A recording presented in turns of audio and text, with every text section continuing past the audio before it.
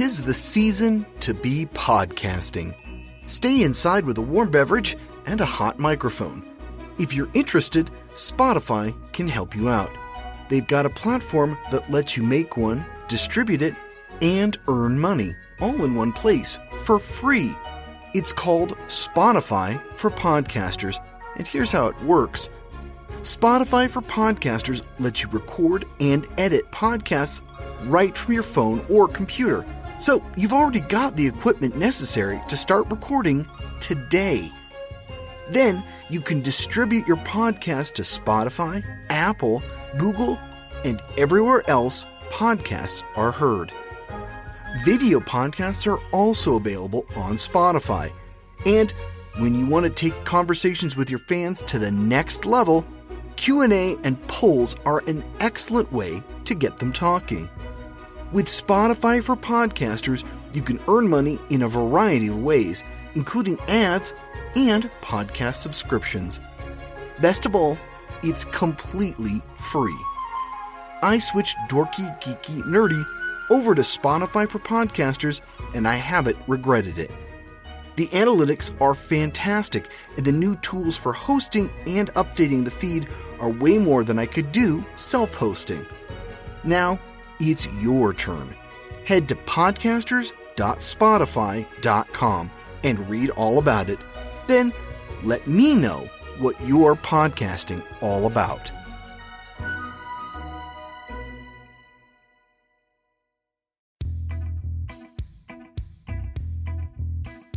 It came from the drive-in. Hi, I'm Brian Rollins, your host, and this is the Dorky, Geeky, Nerdy Trivia Podcast. This week, we're heading back to the time of McCarthyism, the Korean War, and classic sci-fi movies. When the baby boomers became teenagers, Hollywood wanted to cash in. And they did so with some of the prototypical science fiction films we still love today. Their legacy is so strong that many of these films have been remade, homaged, or straight up spoofed in one way or another. So, it's back to the 1950s this week. As always, we'll have 3 rounds of 10 questions each. Each round will get harder than the last. If you need rules or a score sheet, head over to dorkygeekynerdy.com/rules. Okay, grab your popcorn, put on your 3D glasses, snuggle up with your date, and hang on. The feature is about to start. The Dorky Round. Number 1. Which adaptation of an H.G. Wells novel replaced alien tripods with flying saucers?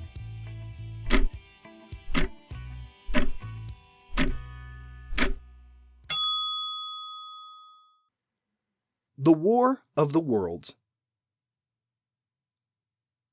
Number 2. John Carpenter's 1982 The Thing was a remake of what 1951 film?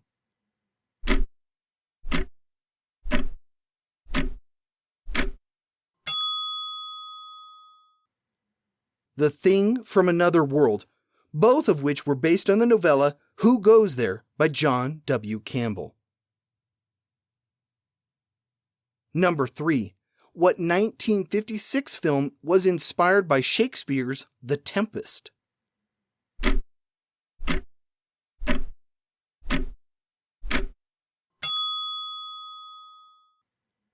Forbidden Planet.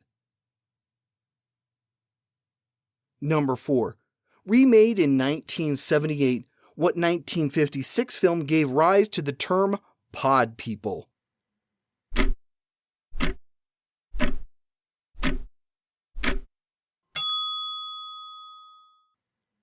Invasion of the Body Snatchers. Number 5. In what Walt Disney film did Kirk Douglas have a whale of a tale to tell you?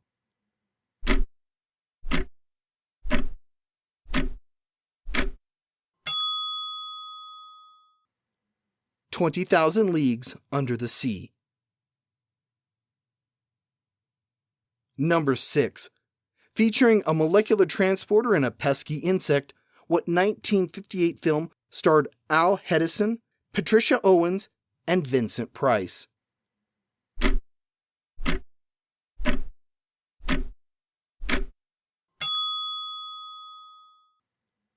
The Fly. Number 7. What 1954 film served as Guillermo del Toro's inspiration for his 2017 The Shape of Water?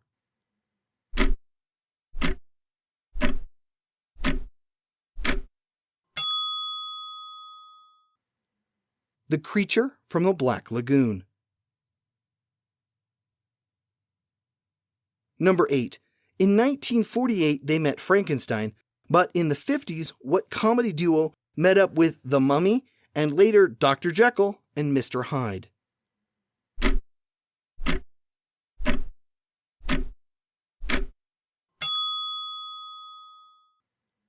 That'd be Bud Abbott and Lou Costello. Number 9. Now the longest-running film franchise in history, what film kicked it all off in 1954?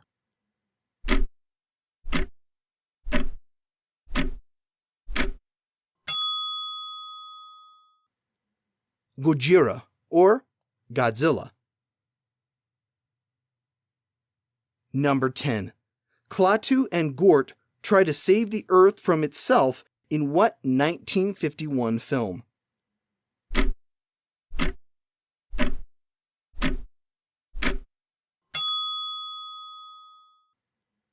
The Day the Earth Stood Still.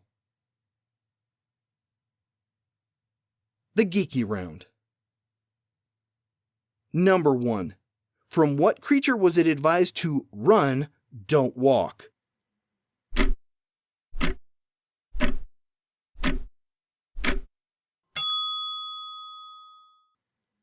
The Blob. Number 2. What classic dystopian novel was first adapted for the big screen in 1956 and starred Edmund O'Brien?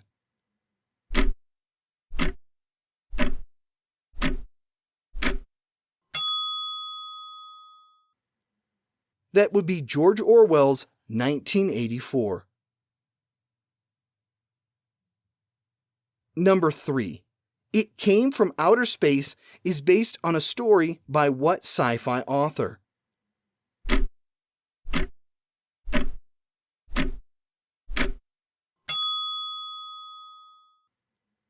Ray Bradbury.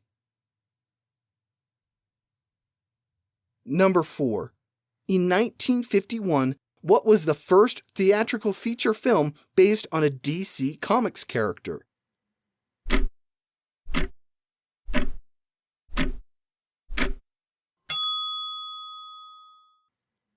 Superman and the Mole Men. Number 5. Before becoming famous for more comedic, satiric roles, what actor portrayed Commander John J. Adams in Forbidden Planet?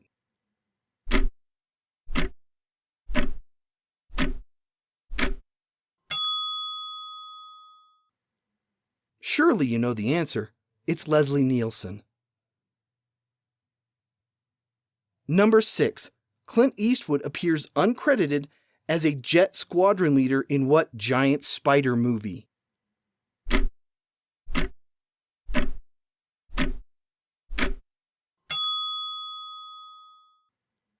Tarantula. Number 7. Written, produced, directed, and edited by Ed Wood, what 1959 movie was the last on-screen appearance of Bela Lugosi?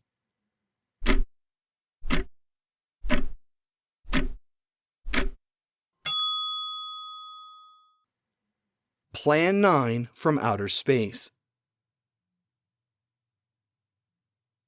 Number 8.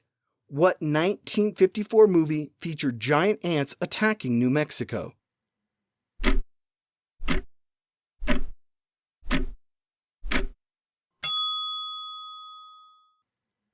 Them. Number 9. James Mason co-starred with Pat Boone in what Jules Verne film adaptation in 1959?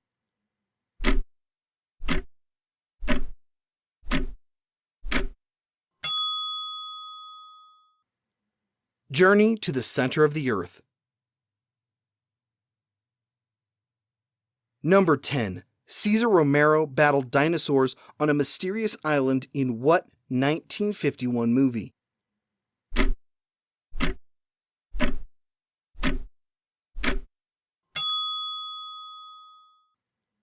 Lost Continent. Okay, let's take a quick break for the book of the week. Our book this week is Invasions USA by Michael Bliss. Out of more than 180 science fiction films produced in the United States between 1950 and 1959, 20 were concerned with the notion of an invasion.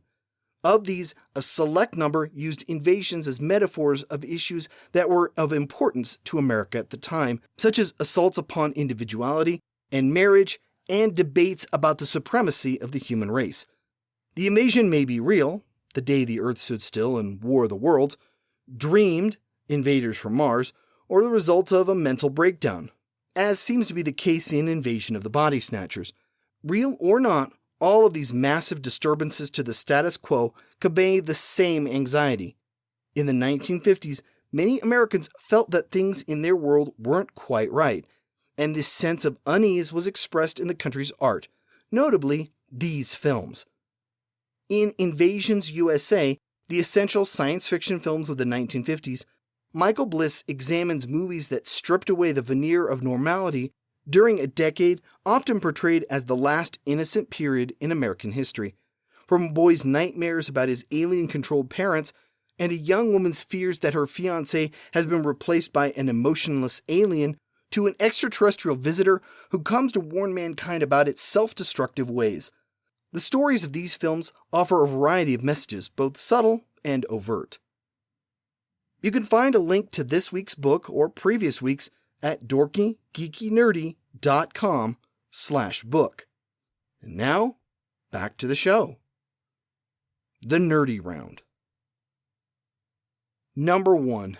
What 1957 film concludes with, "To God, there is no zero"?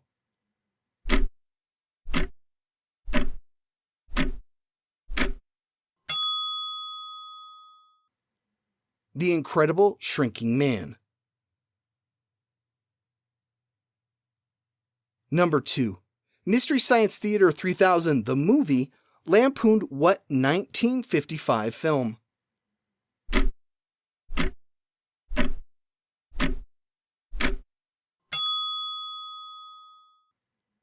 This Island Earth. Number 3. What 1958 film's poster was featured in Paul and Jamie's apartment in the show Mad About You?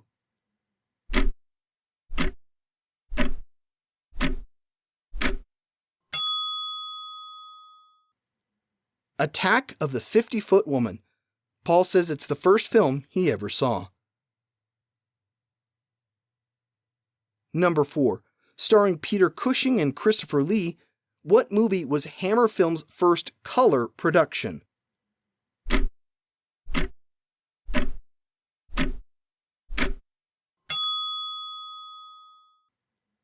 The Curse of Frankenstein.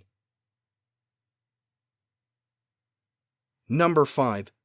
What film had the Earth being destroyed by the rogue star Belus?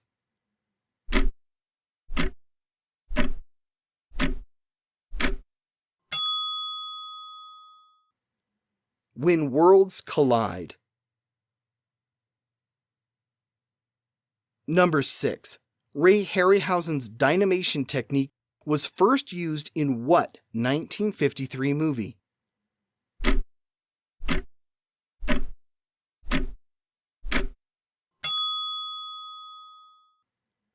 The Beast from 20,000 Fathoms. Number 7. What 1950 film ends with the crew of the Luna desperately trying to jettison enough weight to return home from the moon?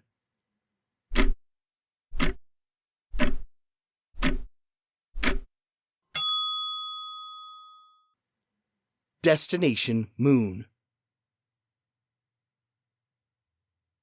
Number 8. what prolific film producer was behind Destination Moon, When Worlds Collide, and The War of the Worlds, among others.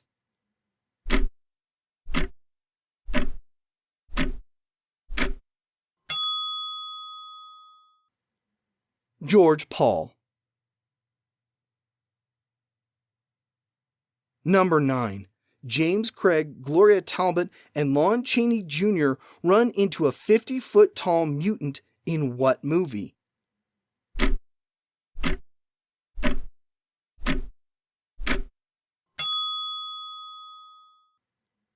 The Cyclops.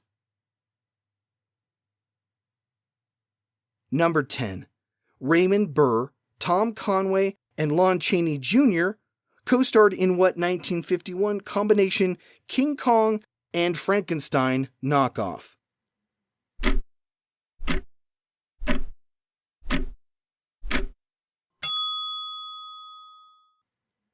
Bride of the Gorilla.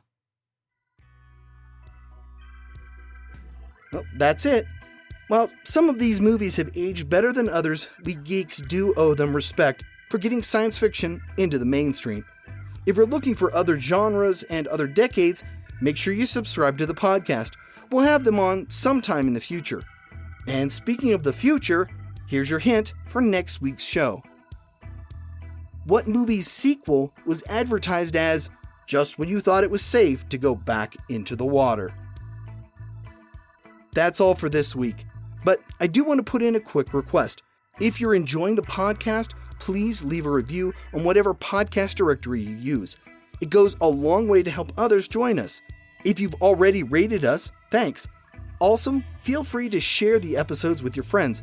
You can find us on Twitter and Facebook, so it's easy to send links to folks you think might like us. Links to all things dorky, geeky, nerdy can be found at, appropriately enough, dorkygeekynerdy.com.